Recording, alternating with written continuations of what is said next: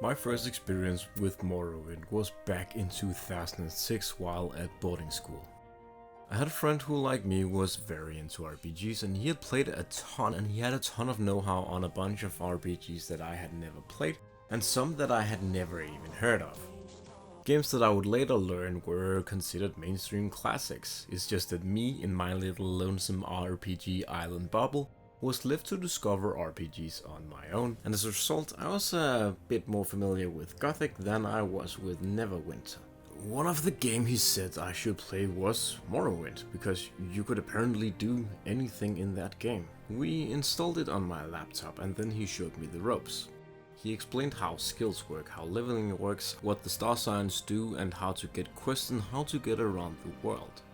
We made a Nord because, you know, we're Danish and we had to rap, but also because he showed me that there is a powerful enchanted axe in a tree stump just outside Sedanin, and Nords get a 10+ to axes and will be able to wield one at level 1, no matter what class they pick.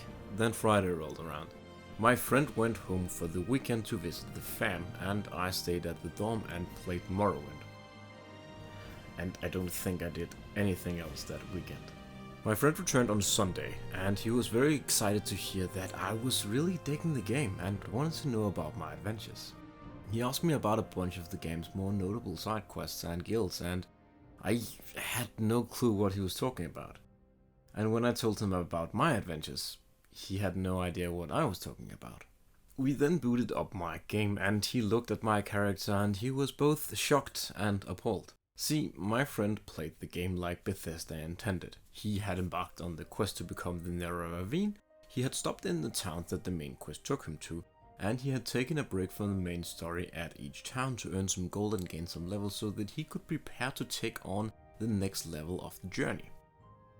And I had absolutely not done that. After getting a hands-on tutorial in Sedanin, I had managed to stumble my way into Balmora. Here I had gotten in a fistfight with a homeless guy because he didn't like that I looked inside his pants pockets without his consent. And after spending some time in jail and getting in more fistfights and spending more time in jail, I learned that if I got caught stealing, there was a cat in a bar that could help me get rid of the bounty that would be on my head. I talked to the cat and it turns out that the bar was actually a den of thieves, and so I began working for them.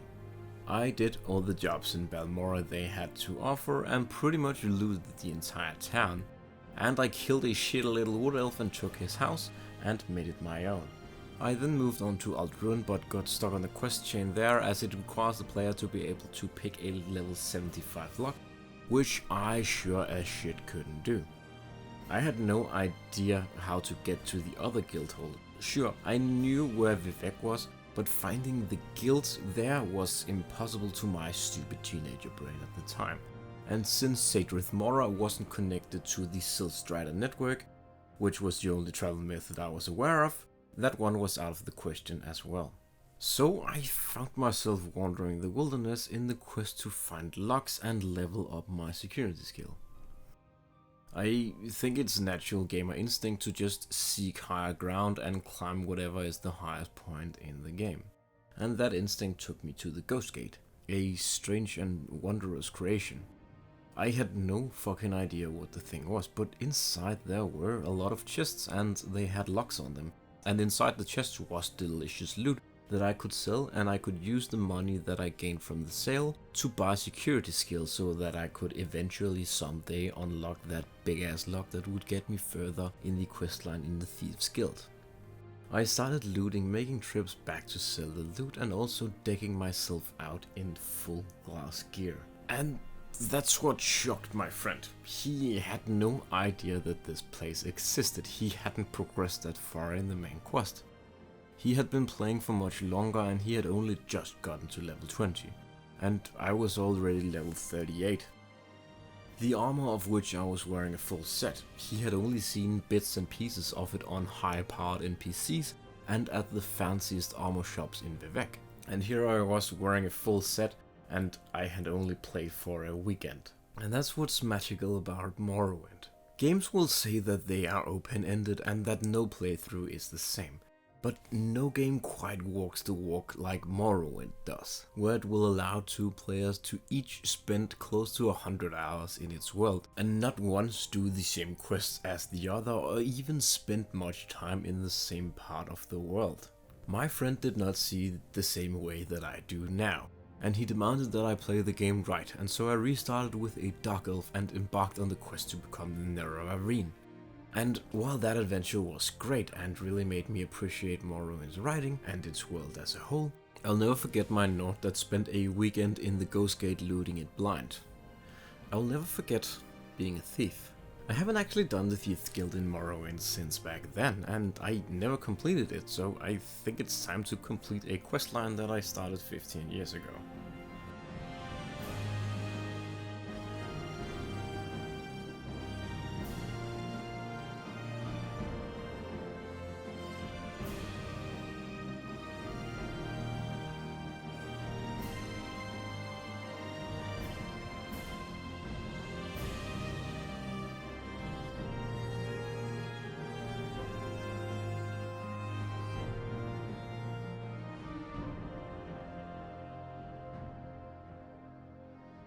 If you're coming off of Oblivion and Skyrim, you're gonna find the Thieves Guild in Morrowind to be a bit of a departure.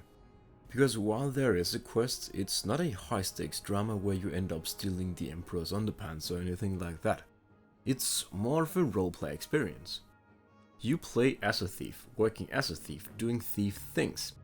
It's low key and it's the complete opposite of the later Thieves Guild quests, and I fucking love that. Unlike the Mages and the Fighters Guild, the guards aren't actually advertising that there is a Thieves Guild in Balmorra, but if you ask some of the more unwashed people around town, they will direct you to the South Wall Corner Club, a bar for the working class. And by working class, I mean it's a club where the dirty unwashed outlanders are allowed to get fucked up. At the club we talk to the same cat that I talked to, back when I was a kid, and she asks us if we're interested in joining and making some money doing thief things, and yeah, we want that. We get put to work straight away, and the job to prove ourselves is to steal a diamond, and it's actually a really clever introduction quest, and it's a taste of what is to come. So why is it clever? Well, because the diamond we need to steal is at this alchemist's place, and it's not just at her place, it's right in front of her. And it's not just right in front of her, it's right in front of her and also next to a guard who will absolutely demolish us should we attempt to steal it. And here's the thing with all of the Thieves Guild quests. They are not the only diamonds here. These are just the decoy diamonds that the designers put here to make stupid people angry, and basically every Thieves Guild quest will have a decoy solution like this that will just frustrate you a lot. The not stupid and not hard way is to just walk upstairs, pick a lockbox with an apprentice lockpick and steal those diamonds and go back to the cat. If you thought I sounded like an arrogant asshole before when I called a good portion of Morrowind's audience stupid, don't be, because I am not immune to that curse myself. Our next job is to get a key to the Norano Manor. We're informed that the big man himself will have the key, of course, but also that his servant who is at the non-unwashed Dirty Outlander Club also has one. I kept getting informed that the lord of the house had some beef with the Redorans, and instead of talking to them, I spent a fair amount of time safe scumming and attempting to pickpocket the servant at the club, and then the lord himself at the house, but I failed every time. I ended up going on a burgle spree, got some money together and bought a few points in sneak, and through a combination of safe scumming, abusing the shadow power and just, some dumb luck, I managed to get the key and then give it to the cat lady. And from there the stupid continued and even amplified. Some dude had not held up his end of a deal. The dude was supposed to show up at a drop with some Dwemer artifacts but never showed. The guild has learned that he is in Hlaod, some shithole fishing village out in the middle of nowhere, and we've earned enough respect within the guild to be sent out there and find out what has happened to the artifacts. When I showed up in Hlaod, the dude acted like he didn't know what I was talking about, and when I tried to safe scum the key from him, I failed to do so. A lot. I then tried asking the townspeople, but none of them knew anything, so I figured I had to go get some money and buy some more sneak points, so that I could pickpocket the key or raise security high enough to pick the level 75 lock that the artifacts are held within. Before heading out, I ran into a shady type who had a slave that he needed to be delivered to Balmora. And since I was already going that way and in need of money, I accepted the offer and we headed out. We got thrown off course due to my bad cartography skills, and while doing so, we ran into a lady who asked if we could take her to some sacred site, to which we accepted, of course, because, maybe there would be some money in it for us. On the way there, we of course all fell off a cliff and into a river. The slave got lost in the river and the lady got killed by slaughterfish, but I managed to loot 150 septims off of her corpse before running off myself. So we are a little closer to our goal of getting some money so we can buy some skills. I spent the next 3 hours just pissing around and I managed to burgle a few stores and make some cash before returning to Hlaod to attempt to pickpocket the artifact dude. But then I noticed that next to the level 75 skill chest was a level 35 skill chest that I could easily pick, and inside the chest was of course the artifacts that I was sent here to retrieve. I got a little mad at the game, then I got a little mad at myself, and then I got the fuck out of there and went back to Balmora to get on with the questline. To complete the trilogy of Idiocracy, I was next tasked to steal a vintage brandy from a dead guy's house. But the problem was that I had already looted that guy's house while I was trying to level up my security skill and sold off the brandy for pennies. So in order to complete the quest, I had to buy it back from the merchant I sold it to, but I didn't have enough money. And the way I got around that was to go to the armorer shop, activate Shadow, steal a rash shield and trade it for the brandy so I could complete the quest. And then the Balmora chapter of our Thieves Guild adventure starts to come to a close. We only have one quest left and it's an easy one. Find a master locksmith who is here in town but has not yet checked in with the guild. We only know that he's in Ultma, so we start asking around town if anyone knows any Ultma. And we quickly learn that there are only 6 Ultma in town. 4 of them don't quite fit our bill and can be ruled out. Number 5 turned out to be a bit of a pious lady and definitely not a locksmith, but the guy who lives in the cheap row of houses comes clean about his affiliation with the guild and promises to head over to the corner club and help them prepare for an upcoming attack that the regional equivalent of the Thieves Guild is preparing to carry out, the Kimono Tongue, but more about the Kimono Tongue later. For now, we're done in Balmora and I'm a bit sad to leave it behind, but we got 2 great choices of location to go to next, Sadrith Mora and Aldrun. And I love Aldrun, so we're definitely heading there.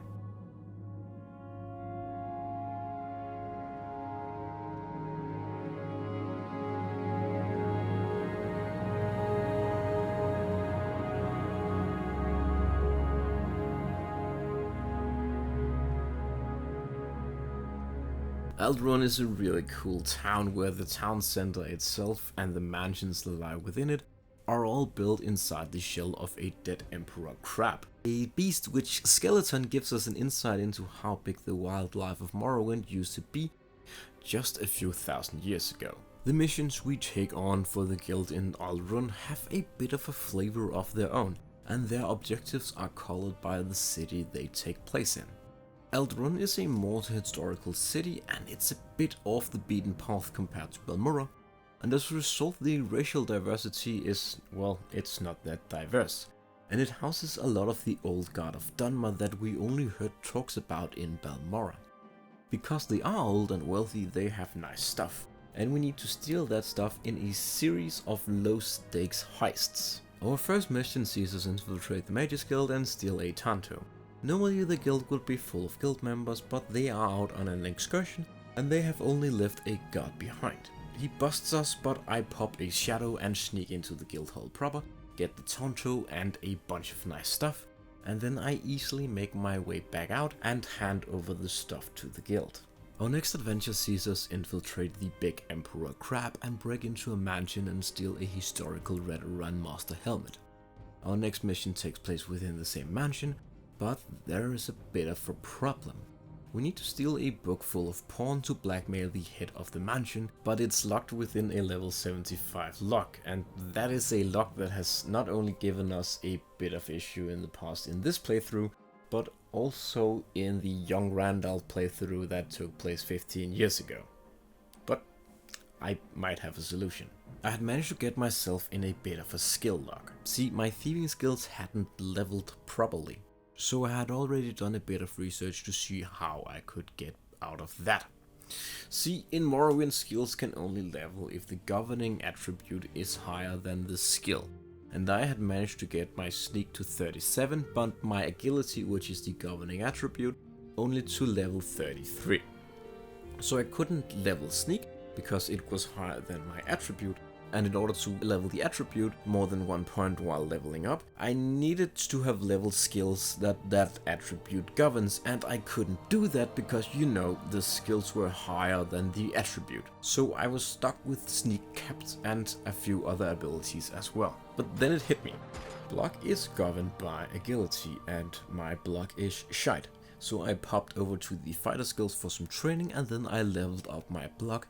And by extension I leveled up my agility to make room for more sneak, which would make future missions easier.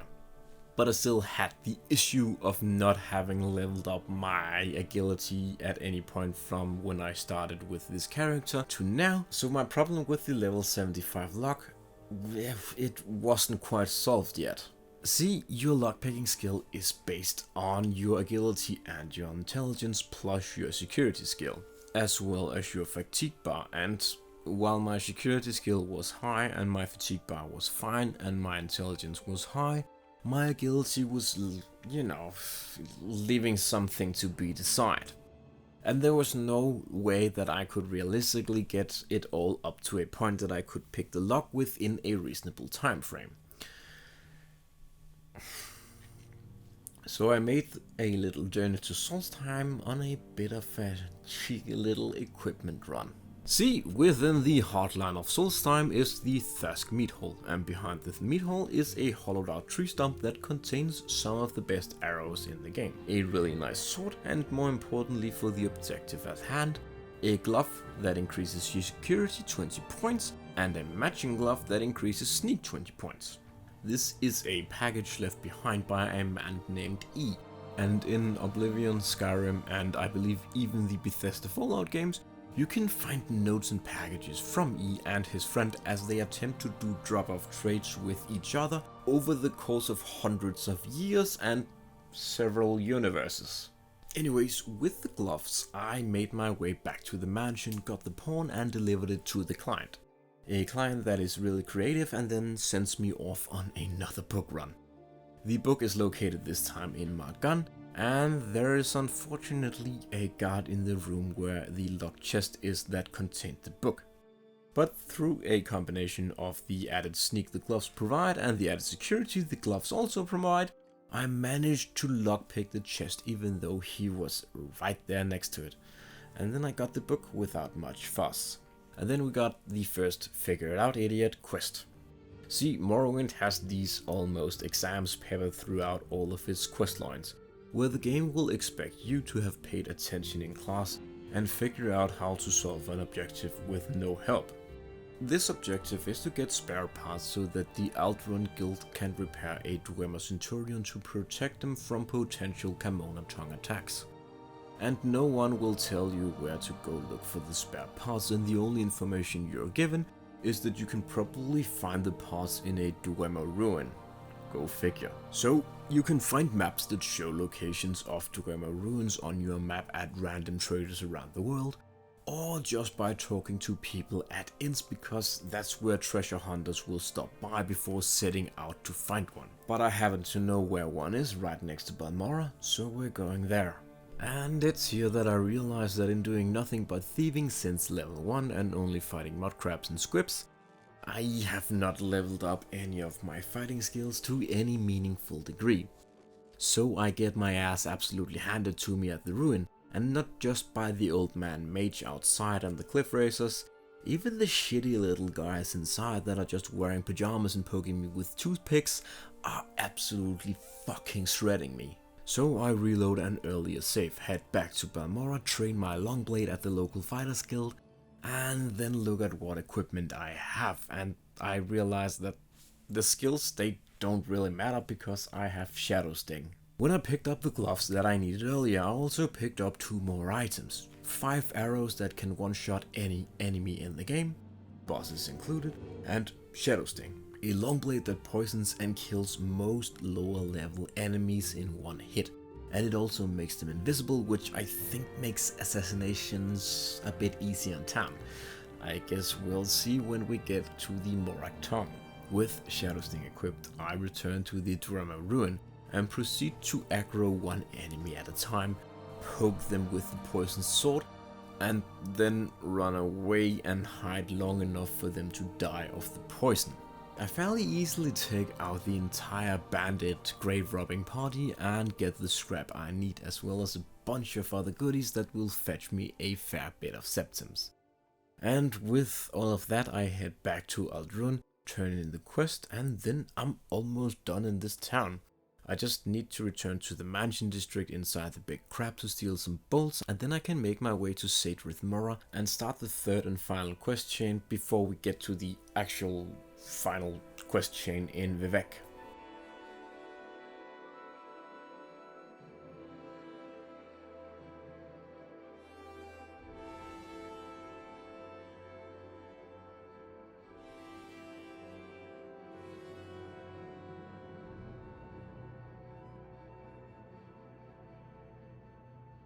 Sadrith Mora is fairly uneventful when you've just done the Aldrun heists. It's in Tilvani territory and you're stealing from Tilvani wizards, which does require that you figure out how to levitate, and since the justice system is different among the Tilvani, getting caught doesn't mean jail, it means death.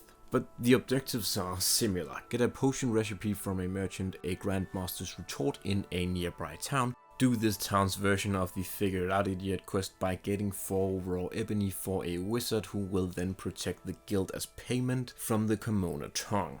Steal a book and then steal a staff. The most noteworthy part of the whole thing is that if you've seen the Seth Centag Morrowind video and you're wondering about the whole where Crassius raunchily asserts that the first queen of Morrowind took fat Khajiit dick and, bemusingly, complained how painful barbed cat penises were to insert. It's referencing this part. In this tower lives a powerful mage and he's married to a lady who sleeps around with the Khajiit slaves they have. Tilvani marriages are strictly business, it seems, and you will see other extramarital affairs happening in other towers. And while you won't see any Khajiit sex boy slaves, you will see other weird shit, because Tilvani are freaks that grow their houses out of the fucking ground, so of course they're into weird sex shit as well. And as we exit the sex tower and hand over the staff, we're done in Sadrith Mora. And there are only the quests in Vivec left to do, and this is where I fucked up.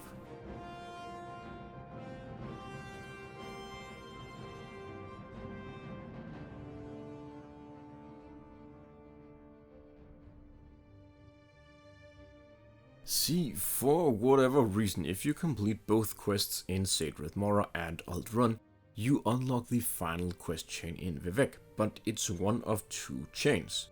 Gentleman Stacy, the leader of Vivec Thieves Guild, has 2 chains. One is a questline that sees the guild confront the corruption that plagues the imperial interests in Vardenfell, namely among the guild's closest allies on the island, and the other is a chain to become the legendary Baal Molag Mar, a sort of Morrowind Robin Hood, and that questline is a direct response to the event of the other Vivec questline, and sees the guild confront its own corruption, and I of course did them in the wrong order. To make narrative sense, I will flip the quest lines around here. But just note that for whatever fucking reason, Bethesda let you do 2 connected quest lines out of order. So the deal in the chronological first quest line is that Gentleman Stacy has gone a bit soft and become enamored with the legend of Baal Molag Mar. And throughout this first chain, we're supposed to uncover the corruption in Vivec, and we're to aid Gentleman Stacy in his quest to become a better person and help him turn the guild more honorable. As well as learn that the Kimona Tongue has deep ties not just to the other factions around Vardenfell, but also to the authorities themselves. It's actually a great chain and probably one of the better chains the guild has to offer. But in my playthrough it unfortunately came after I had been to the Ghost Gate and stolen a load of Ordinator armor, equipped myself in almost full glass gear, and pawned off a load of stuff to Creeper in Caldera and bought enough training to ascend to demi-godhood. So going back and searching for guild associates that have gotten murdered and bribing people to learn information about how to get members of the fighting guild to turn on the Kimono tongue, it feels a little beneath my status. The chain does however get tougher when we actually have to turn the members of the Fighters Guild to our side. One of them wants an artifact that belongs to Clavicus Vile, and it's far off on an island on the northern shore of Vardenfell, and there are several liches and a ton of skeletons guarding it. And I'm still somewhat underleveled in combat skills, so I had to resort to popping shadow, sneaking my way in, grabbing the artifact and then legging it back out. The chain also requires you have a few skill in personality so that you can convince a pair of lovers to join the cause, but I managed to just bribe them to get the same result. I then got stuck for a bit until I realized that I had to rank up in the guild. And in order to rank up, I actually needed my skills to be a certain level so that I would be considered skilled enough to hold the position as whatever rank I was attempting to level up to. I had legitimately forgotten about one of my favorite features of the factions of Morrowind. Factions aren't just long quest chains that you can complete, and completing one part grants access to another. No. To even get to the higher level quests, you need to hold a certain rank within the guild, and you need to complete jobs for the guild to be eligible for a promotion. But you also need to be at a certain skill level with the skills that the faction you're in favors. This, of course, being thieving skills in the Thieves Guild faction. At the point where I'm gonna need a thief skill at level 80 to take on the next quest, and 90 to take on the final quest. I was a bit stumped on how to get that done in a reasonable time frame, seeing as my highest skill acrobatics was at level 70. But couldn't be leveled much further because the governing attribute wasn't that high. My intelligence, however, was very high and my security skill was in its 60s, so I devised a plan. A heist. Which sounds more genius than it is. I figured that one of the great houses had to have guard barracks with Ordinator armor in them. But upon scoping out the Redoran canton, I found out that they had an actual treasury with treasures in them. It's heavily guarded, but there is a mechanic that you can abuse a tiny bit to get into higher risk places that are fairly well guarded. See, when you approach an NPC from a certain distance, their voice line will trigger, and while they're speaking their voice line, the NPC that is speaking the voice line will automatically turn to wherever you are. You can use this to approach an NPC that is standing outside a door and get them to face away from the door. And then when they're done speaking, you can walk behind them and pick the lock. I had done this several times throughout the playthrough, and it's what I try to do in the vault. But I got caught every single time because Ordinators have a bit of a sixth sense and they are very sensitive to fuckery. But then I abused another mechanic. I picked the lock, got caught, then popped shadow, went into the now open vault door, closed it behind me, and then I looted 120,000 septims worth of goods, and then I legged it out. Because the Ordinators only saw me picking the lock and not looting the entire vault, I was only on the hook for the lockpicking charge. So I just went to the guild to pay off that 40 septim bounty, and then I went to Caldera to sell all my stuff to Creeper. Creeper, if you're unaware, is an NPC that is on the second floor of a house you have no reason to go into, in a town that you have very little reason to go to begin with. And he's a scamp for some reason. He is the NPC with the second largest wallet, carrying a whopping 5,000 septims with him, instead of the usual 250 to 900 septims that the other merchants in the world have. And he is invaluable for when you want to pawn off stuff. And even though he has 5,000 gold, it can actually take up a bit of time to unload all your goods. First you have to sell all the cheap stuff you have to him, and you have to wait 48 hours in between selling to reset his inventory and his wallet. Then you have to pawn off the more expensive stuff, like the ebony armor that's worth 25k. But you have to take back your cheaper items that you already sold to him before as collateral and then sell them back to him again. I had a fair few bits of loot that were well above the 5k price, so it probably took me 30 minutes to an hour to unload all the stuff and, go back and forth a bunch of times in trade and keep taking back my items that I sold to him earlier as collateral. Like, I sold some helmets probably 5 to 10 times to him. And there are a couple of other merchants that have decently sized wallets as well. But the other thing that makes Creeper favorable is that he's a scamp. And because he is a scamp, he has no disposition towards you. And that means that his prices aren't affected by your race, fame or his relationship with you. And because of that, he will buy your items at their face value, which is about 70% better than what I'm currently getting at any of the Dunmer merchants in any of the bigger towns on this character. When it was all said and done, I had 120k in my wallet, as I said earlier, and I could go to Balmora to scum train with the lockpicking master that we recruited doing that first quest chain in Balmora. I spent about 20k getting my security skill from 60 to 100, and then I put on the plus 20 security glove, and with 120 security, I ensured that I could open any lock with any pick, and then I headed back to Stacy to finish the fight. That means sneaking into the Dren plantation and fighting not one but 2 assassins at once and their family members. And that's not easy when they're both wielding paralysis knives. I don't know how, but I managed to kill one of them, leg it out, heal up, and then go back and kill the other final one with his brother's paralysis knife. And then I looted their room, which netted me a good 10k gold, and then I of course also stole their dad's Daedric pants and an ebony chest armor for good measure. It's only fair since I had to deal with their bullshit. And for our final mission, the paralysis knife came in handy once again, as our final target is the man who sold out the Imperials to the Kimono Tongue. It's the Fighters Guild leader of all of Morrowind, Shoring Hard. I snuck into Shoring's room, closed the door behind me and positioned myself so that Shoring was between the door and me, as I knew that once I started attacking him, he wouldn't be alone for long, and I was right. As soon as I started stabbing Shoring, his guild members attempted to rush in and help him, but his large frame denied them entrance, and I could stab away at him at my own leisure. The moment he hit the floor, I popped Shadow, and as his underlings ran around confused while looking for me, I made my exit completely unseen and returned to Stacy, who then definitely didn't make me Guildmaster of the Thieves Guild of Vardenfell, but definitely sent me on a path to become the legendary outlaw Bal Molag-Mar. Because as you remember from earlier, we got a bit time displaced.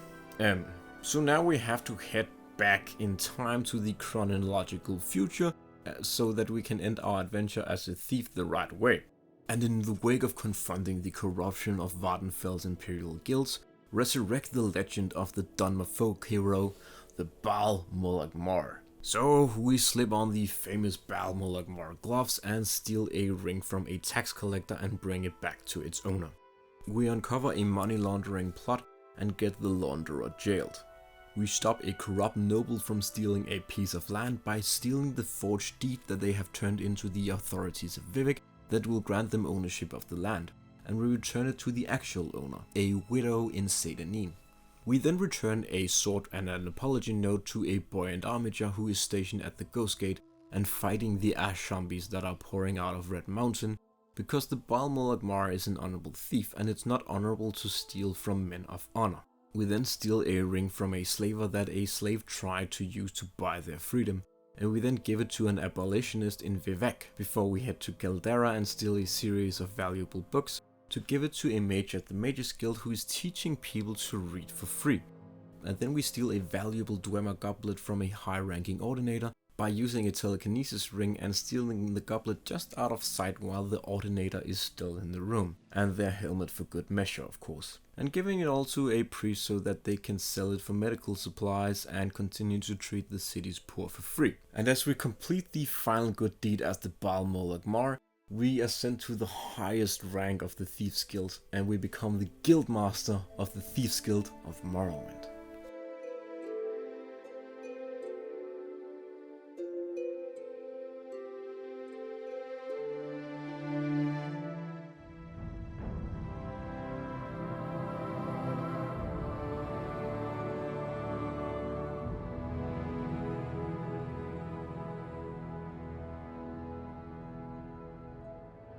Unlike the later games, guilds aren't just quest chains, and they are not meant to be treated as such. They are meant to guide the player's path in the game, and they are as much there to provide the frame for that thieving life as they are there for the player to uncover great conspiracies and such. And we see that reflected in how the quest chains are split into 5 somewhat disconnected narratives, and only one of those narratives have an arc. That being the Kimona Tong showdown in Vivec, and I suppose the Baal Moloch Mar storyline. We of course also see this reflected in the skill checks, as the further you get with the guild, the more skilled the guild requires you to get, demanding that you have an almost capped skill by the end. And I think at an earlier part in the game's overall design, the guilds were these institutions that you were supposed to check in with when you arrived in a new town. And I'm guessing that there was originally supposed to be a guild halls in all of the towns across Vvardenfell, and not just the 4 we see here. Kind of like how it was in Daggerfall. And probably like in Daggerfall, it was the beat of the main story that would take you from town to town, and the guilds were there to provide a diversion and an opportunity to level up to be prepared for the next big adventure. And while we're on the topic of the other Elder Scrolls titles, all of the things I have talked about in this video also double as arguments for why I think less of the Thieves Guild experience in Oblivion and Skyrim. Don't get me wrong, the thief experience in Oblivion is swell, but it's only swell because the quest is so much better than in Morrowind. The actual experience of being a thief is totally shite.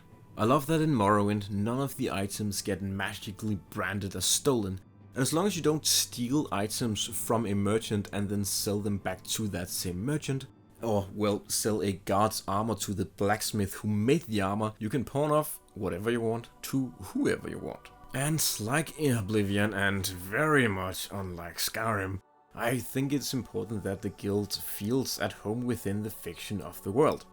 Thieves make crime, so they need to stay on the down low, and I absolutely hate that in Skyrim they have matching thieves outfit that only thieves wear, and that they have secret hideouts that everyone knows about. It makes no sense. Oblivion fucks up the hideout part a bit as well, but Morrowind absolutely fucking sells the idea by making thieves just hang out at bars and in the back of stores where they do their dealings, away from the prying eyes of the law, but out in the open for those that live the lifestyle. It sells the fiction, and it makes the janky-ass thieving system feel a lot more compelling and engaging than whatever the fuck is going on in Skyrim and its bullshit secret Power Rangers plot that happens like a third of the way through the questline. Honestly really surprised at how much I ended up liking the Thieves Guild experience in Morrowind. I had this idea in my head that it was just about alright. And while the story never truly captured me because there isn't much there until you get to Vivec in terms of drama, I was totally invested in the lifestyle, and I really liked that it kept expanding on what was expected of a thief, like tomb raiding, infiltrating bases, fighting Daedra, extorting, and even assassinating. Like, it's pretty good. I guess in my head it wasn't as good because the objectives of the Thieves Guild questline in Morrowind is just playing Morrowind, but you have to crouch while you do the objectives.